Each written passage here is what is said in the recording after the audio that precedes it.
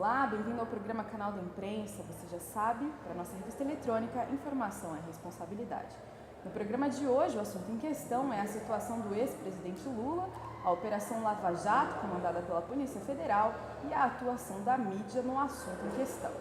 Você sabe que a cada edição, nosso videocast trata do tema que está no ar de uma maneira bem resumida, para que você possa ter noção do conteúdo que a gente preparou para você. Estou recebendo aqui no programa de hoje alguns dos nossos articulistas. Quero apresentar para vocês Daniela Fernandes, muito obrigada pela disponibilidade em participar aqui do nosso programa novamente. Apresento Tabita Moraes, que está participando com a gente pela primeira vez, e Ana Flávia da Silva. Sejam bem-vindas a mais um programa. E também quero apresentar o advogado e professor universitário Paulo Braga, ele que é professor de Ciência Política, Direito Eleitoral e Teoria Geral do Estado aqui no NASP. Seja bem-vindo, professor. Obrigado. Prazer.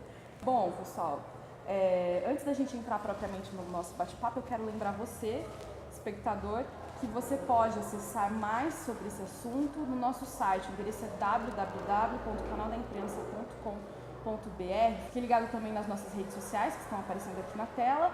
Você pode acompanhar tudo que acontece durante cada quinzena, o material que os nossos articulistas prepararam e as atualizações que são feitas no nosso site.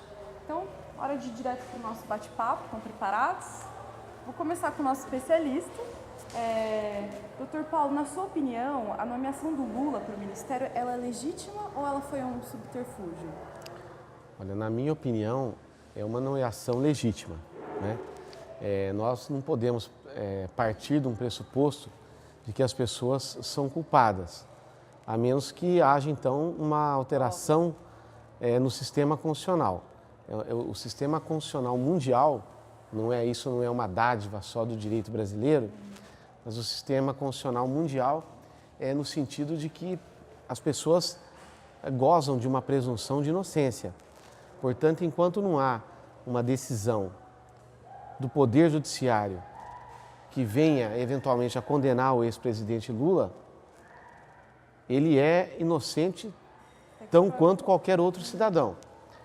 De outro lado, também é uma prerrogativa da Presidência da República nomear os seus ministros. Então, portanto, a nomeação do presidente Lula, a par da discussão toda que se fez em volta do assunto, é terminantemente legal, né? É terminantemente legal, está dentro daquilo que prevê o sistema político, daquilo que prevê o sistema constitucional. A grande fala foi no sentido de que ele, com essa nomeação, estaria distante das mãos da justiça, estaria evitando uma prisão, enfim. Não é verdade, porque a única coisa que ele teria, eventualmente, se nomeado ministro, seria foro privilegiado, ou seja, ele só poderia ser julgado perante o Supremo Tribunal Federal.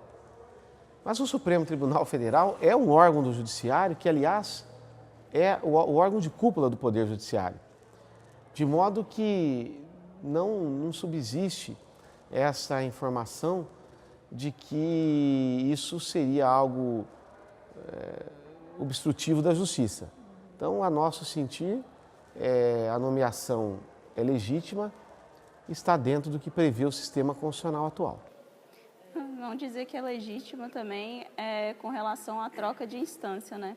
Dizer que isso não é legítimo é falar que o Supremo não teria condições de julgar o Lula na Operação Lava Jato com relação ao Sérgio Moro.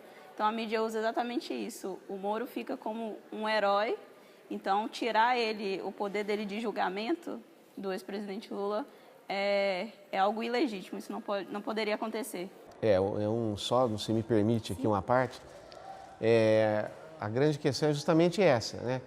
À medida que, então, se viu na figura do juiz federal Sérgio Moro, que deve o respeito de todos nós brasileiros, mas que não é diferente de nenhum outro juiz de qualquer outra cidade do Brasil.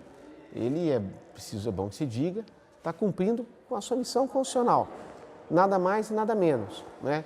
Tem feito um bom trabalho, é louvável e deve ser aplaudido por isso. Mas não pode ser colocado como um herói, isso é perigoso para a democracia, é perigoso para a continuidade das instituições. Mas o que se criou foi mesmo essa expectativa, né, que Lula viria eventualmente a ser preso nas mãos do juiz Sérgio Moro. Mas isso é ruim até para a própria autoridade judiciária. Certamente, se você tiver a oportunidade de perguntar ao juiz Sérgio Moro se ele quer prender o ex-presidente ou qualquer outra pessoa, ele vai dizer para você que não. Nenhum juiz se sente confortável em mandar prender ninguém e condenar ninguém, né? Então isso é algo que nós precisamos ter em mente essa clareza, né? Ana Flávia, Tabita, vocês acham que foi uma atitude legal, né? E agora eu estou falando de achômetro mesmo, o doutor Sérgio Moro divulgar o conteúdo das conversas do Grampo? Então, legal eu diria que não, por conta da presidente Dilma estar inclusa nas conversas. Mas, assim, acabou sendo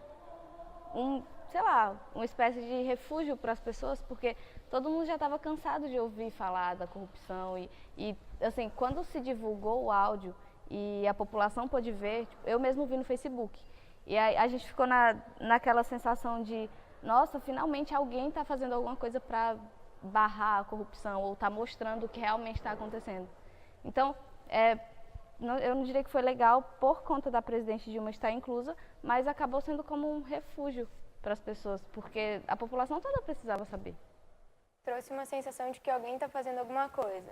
Porque assim, o doutor falou sobre o perigo da democracia por chamar o juiz de herói, mas com ou sem a ação do herói, a democracia já corre riscos, não? Sim, eu acho que a democracia, ela corre riscos constantes, né?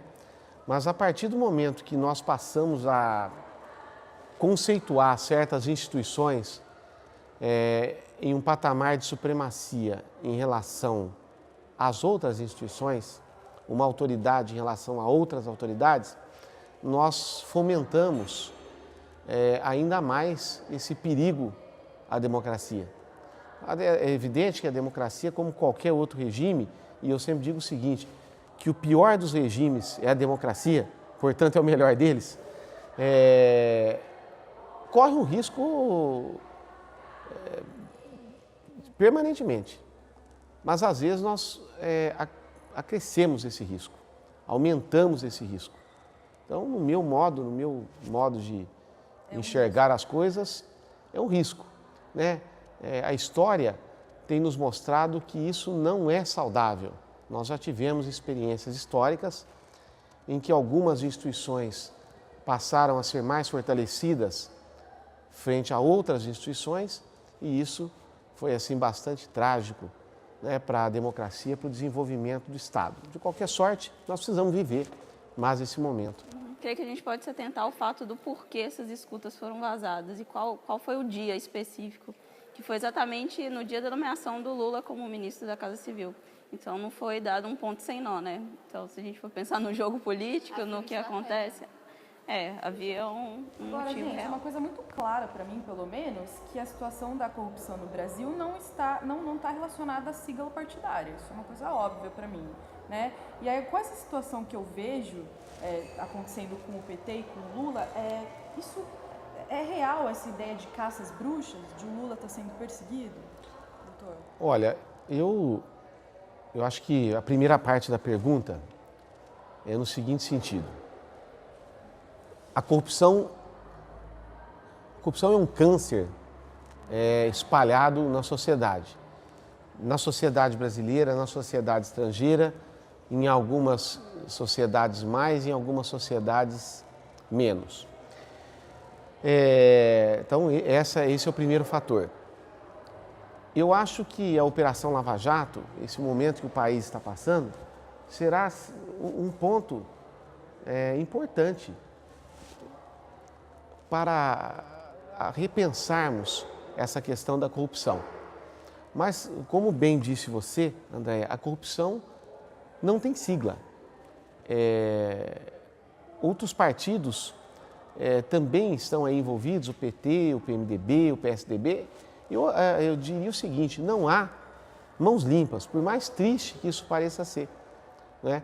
Nós chegamos a um ponto que a corrupção não se tornou exceção, mas se tornou regra, se tornou uma forma de fazer política, através da troca, da barganha, do nepotismo, do favoritismo, né?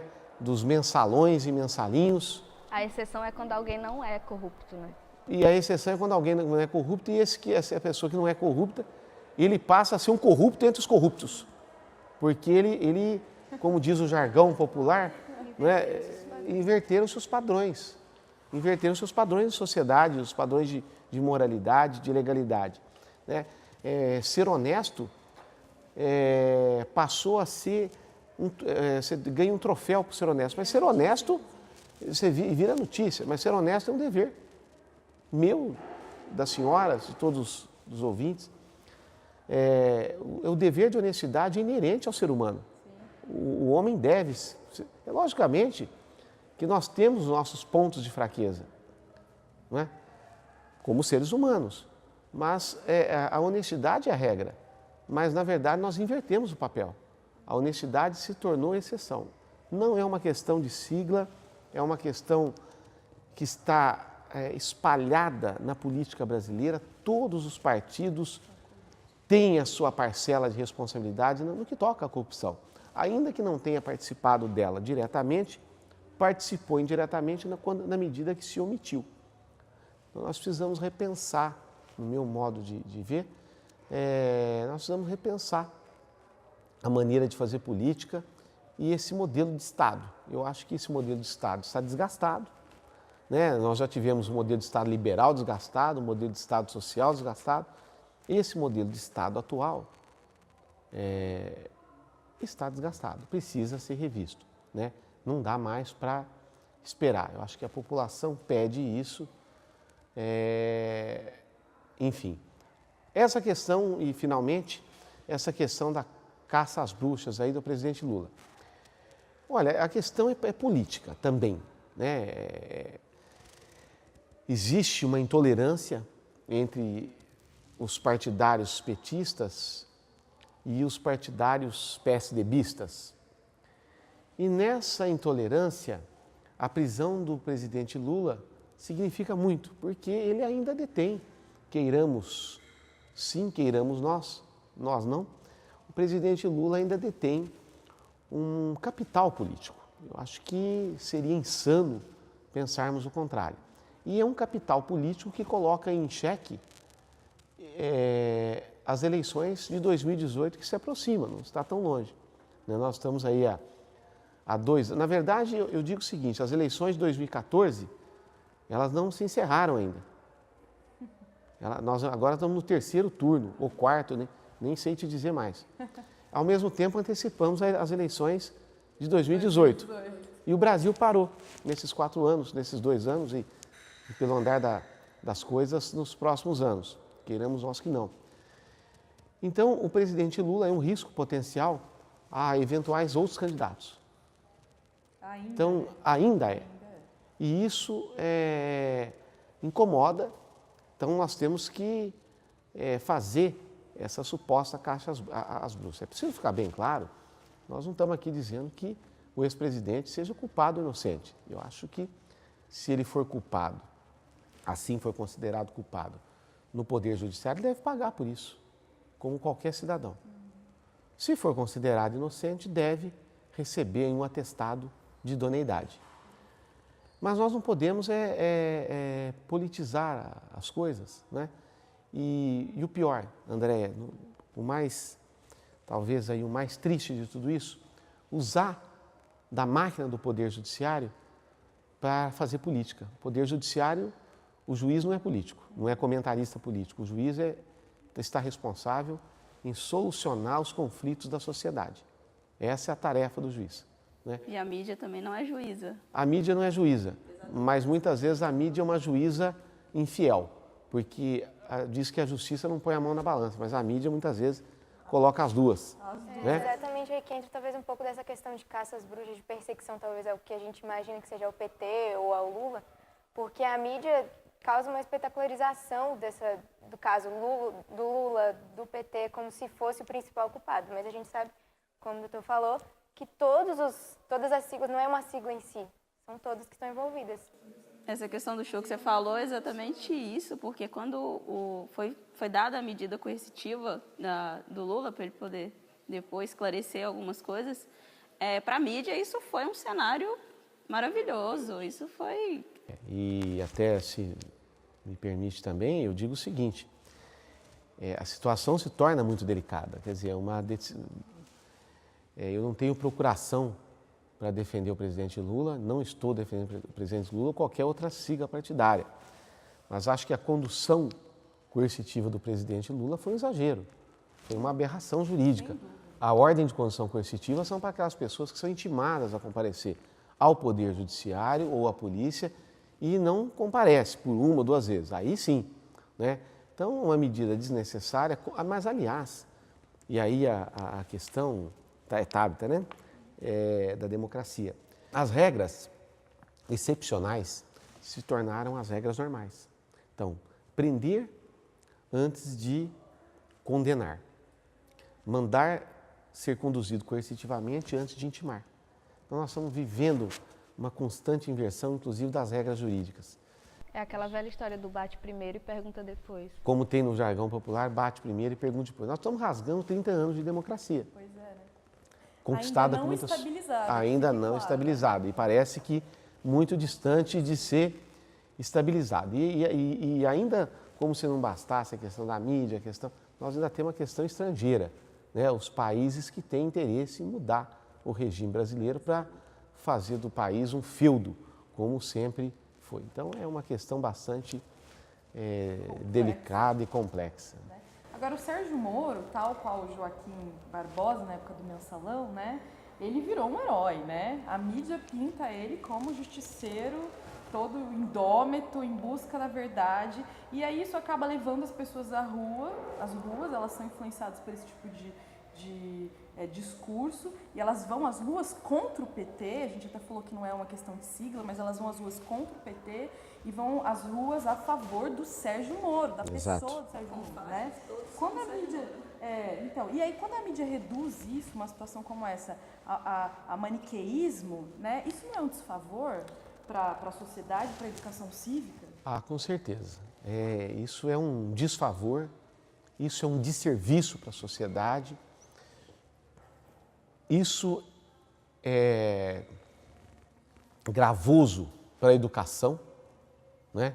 Nós temos que pensar que os jovens que estão assistindo isso terão, que tipo de formação eles terão a partir disso? Então, eu penso que pintar o juiz Sérgio Moro, e eu quero aqui reiterar que ele, um professor de primeira classe de Direito Processual Penal da Universidade Federal do Paraná, um juiz muito preparado, um cidadão do bem. É um homem do bem, mas não é um herói. Ele é um juiz como tantos outros juízes. Que o trabalho dele, nada mais e nada menos. Esse é o dever dele. Deve fazê-lo com imparcialidade, sem olhar o clamor das ruas. Ele deve cumprir a lei.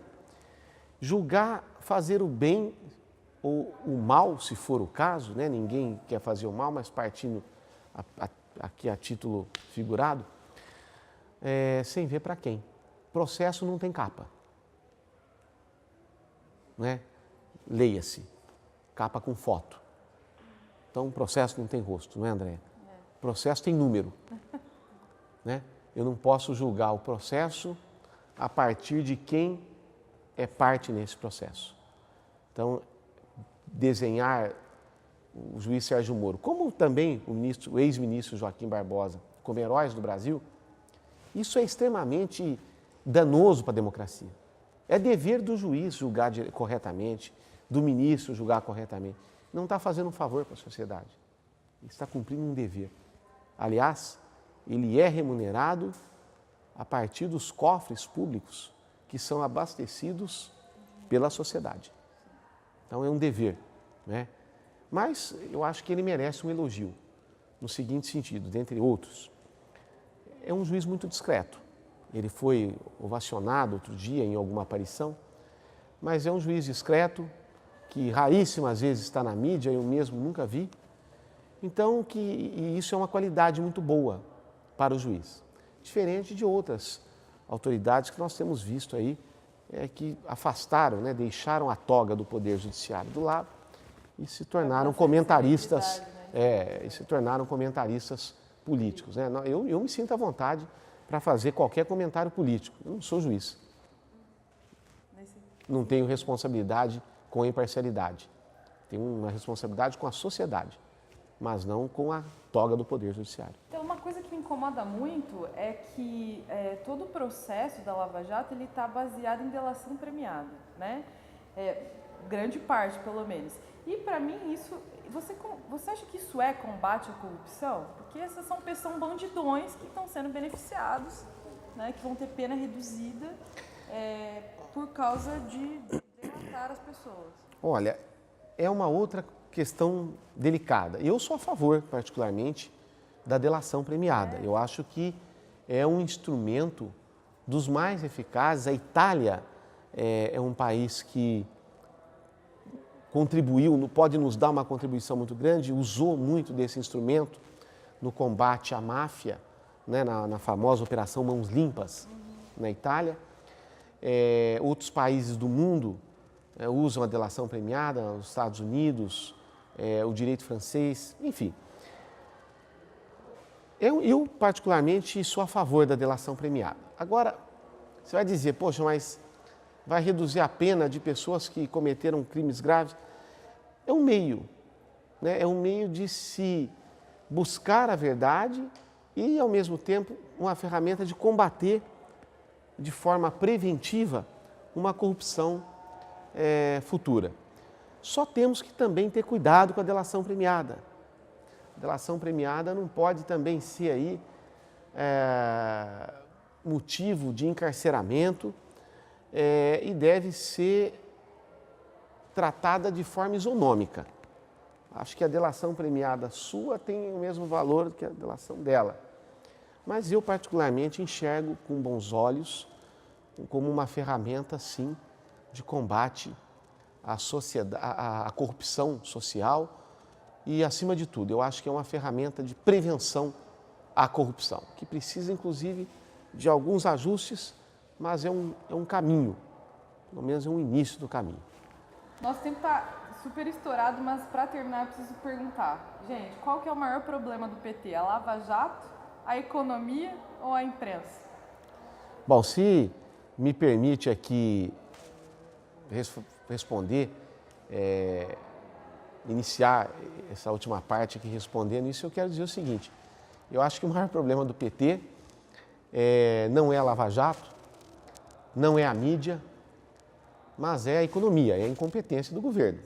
Nós tivemos um governo de 4 anos da presidenta Dilma que merece todo o respeito, mas um governo incompetente, que não soube fazer as lições básicas da economia. Nós vimos em 8 anos do governo Lula um governo de boa administração, de crescimento, de favorecimento às igualdades, mas nós tivemos 4 anos, né, de pisada na bola, né? Nós andamos para trás. Só que 4 anos que vai custar muito, está custando e vai custar. Então, eu acho que o problema maior do PT, e digo do PT, não do partido, mas da presidenta, que é do Partido dos Trabalhadores. Então, essa responsabilidade por essa crise econômica, pela crise política, sem dúvida alguma, é do PT.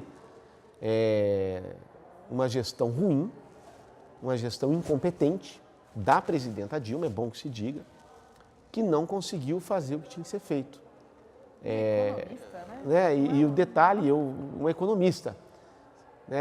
Então, parece que alguma coisa, veja que como que é a ironia do destino, uma economista que não conseguiu acertar a economia. Esteja certo que esse foi o maior problema do PT, né? Uma administração ruim, né? E o país vinha de 8 anos de uma boa administração do presidente Lula, para não dizer uma ótima. Em dado momento, as famílias perceberam que estavam perdendo aquilo que tinham conquistado.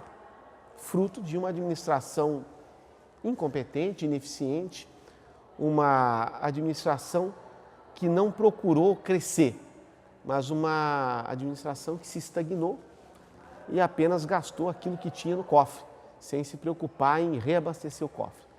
Esse é o maior problema do PT, no meu modo de pensar. E aí uma coisa leva a outra, né? Porque a mídia, ela só faz todo esse alvoroço por conta do reflexo da incompetência do governo. E aí acaba falando tudo que eles não gostariam, e aí a imprensa sai como vilã da história, mas existe alguma coisa para se falar. Agora, a imprensa também, a mídia, com todo o devido respeito a vocês aqui, que integram a imprensa, profissionais da mídia, mas a mídia não é toda a mídia, mas uma parcela da mídia brasileira, a parcela mais forte, por sinal, é uma parcela que está a cada dia sepultando o Brasil, né? Crucificando o povo brasileiro. Se aproveita da situação para crucificar o povo brasileiro, né? Então, isso é ruim. A mídia não cumpre bem o seu papel. É uma mídia tendenciosa, uma mídia voltada ao capital, muitas vezes ao capital estrangeiro, ainda que de uma forma disfarçada, e é uma mídia que, lamentavelmente, não mede as consequências, mesmo sabendo que, ao final da conta, quem paga tudo isso é o povo. Gente, nosso assunto é ótimo, eu sei que esse papo poderia render muito mais, mas nosso tempo é bastante curto e a gente precisa encerrar o programa de hoje. Eu quero agradecer pela sua audiência, por estar sempre acessando o nosso conteúdo no site. E se você está vendo isso no YouTube, pode migrar lá para o nosso endereço, que é www.canaldaimprensa.com.br, e conferir o material que os nossos articulistas prepararam para vocês. Um abraço, até a próxima quinzena.